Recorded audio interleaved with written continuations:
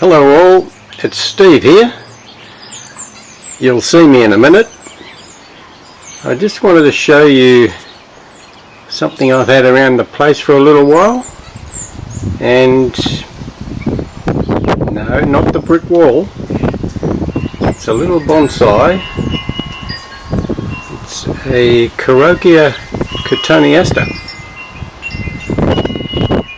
And I'll just give you a little bit of a close-up of some features.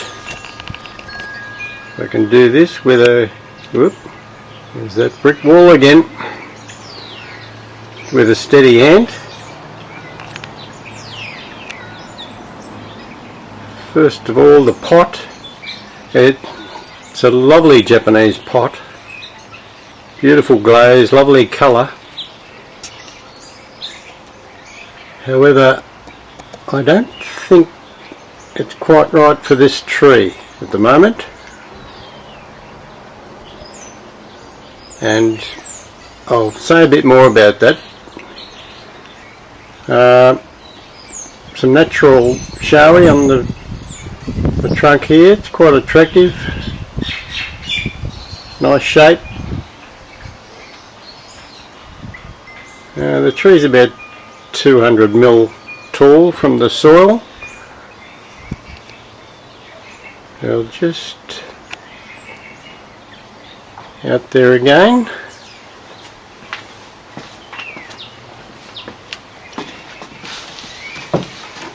Hi. A Coriokia cotoneaster. This particular variety is probably the best one for bonsai culture.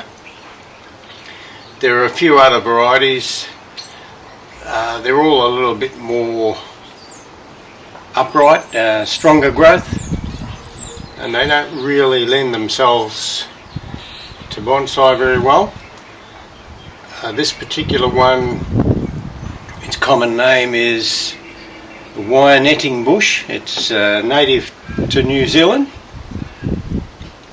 In the ground, like I said, about 3 meters tall, but it's an absolute mass of twists and ties and distortion, hence the wire netting bush.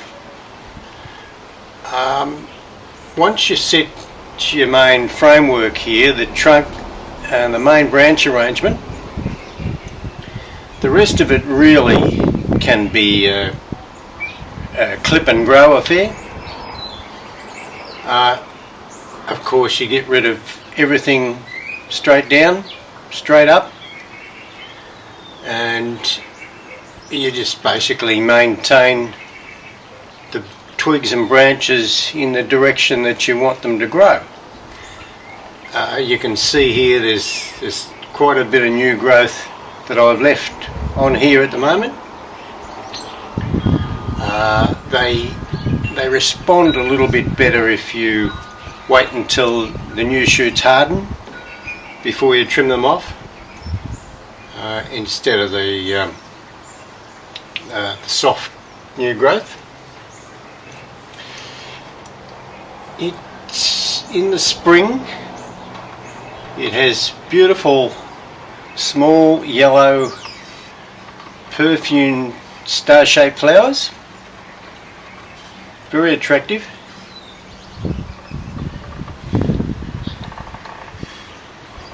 As the summer comes along, although the flowers last quite a while and they keep coming,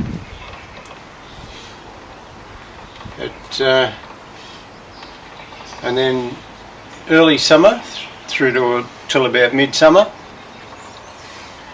you get some berries. You don't get a lot of berries on these, and they're not just common cotoneaster type red berry. They've got a fair bit of variety in them, and close up they're really interesting.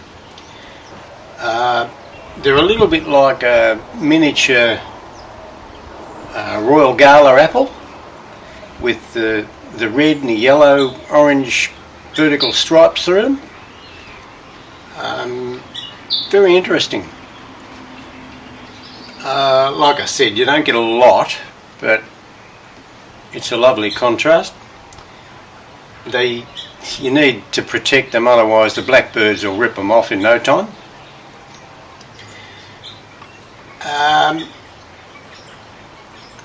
As the cooler weather comes around, well, these are evergreen, but you can get some leaves that do colour, usually late autumn into winter, and they colour orange. It's another interesting appearance of this particular tree. And then further into winter, they can develop a bit of a rusty colour in the cold weather. Again, interesting, it's different. Now, as I said, the pot, I've got another little pot here that I'll show you. It's a lovely little Japanese pot. I purchased this in about the late 70s. Yeah, that long ago. A good solid pot, lovely glaze, nice pattern and colour. I think this would be a beautiful pot for this particular tree, although could be a little bit small.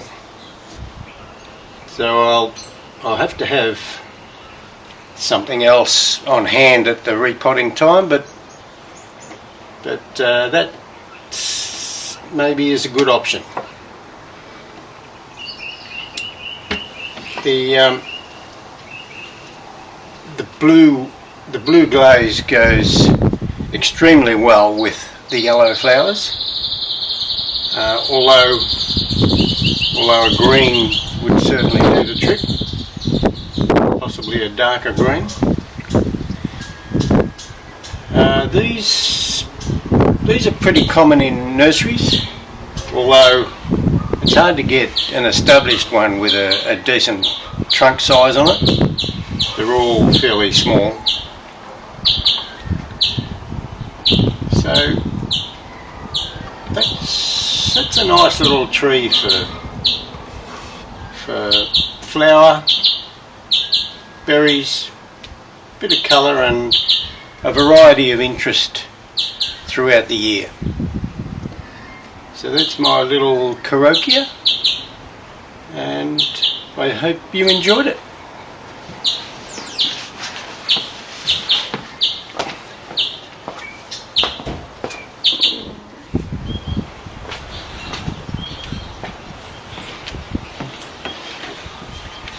Hello, it's Steve here.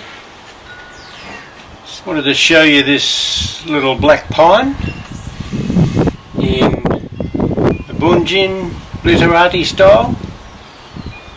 I know there's not a lot to it, not much of a tree, but a hell of a lot better than it was. Now, this is something that I've used over the last few years for approach grafting branches on other black pines, and you can see where I've taken the branches off and left a bit of a gin, and it was something that was sort of on the way to the scrap heap. But you know, there's something you can do with anything really. So not a bad shape.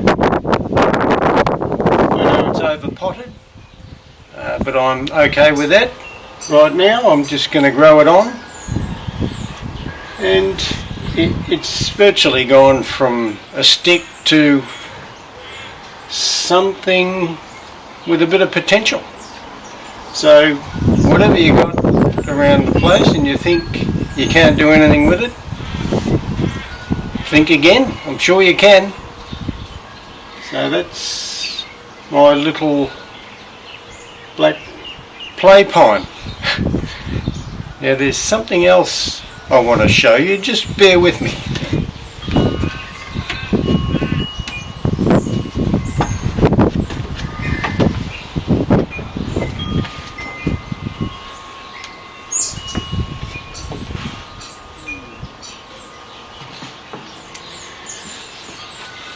Yes,